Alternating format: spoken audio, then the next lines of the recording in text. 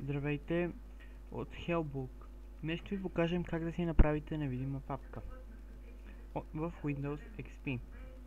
Като за начало отиваме на десктопа или в някоя папка, която искате. Натискаме десен бутон и отиваме към New. След това избираме Folder. Натискаме като държаме копчетата Alt 0160. Пускаме, както виждате, има интервал, който може да се запаметява. Така, папката ни в момента няма име, но има икона.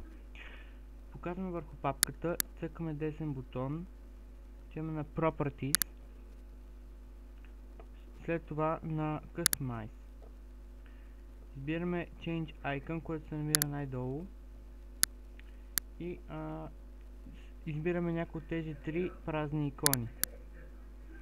Искаме Apply, OK и както виждате сме готови. Невидимата папка, ето я. Така че ако искате да скриете нещо, просто направете една такава невидима папка, много ще от полза. Благодарим ви, че гледахте. Това беше всичко за днес от Hellbook.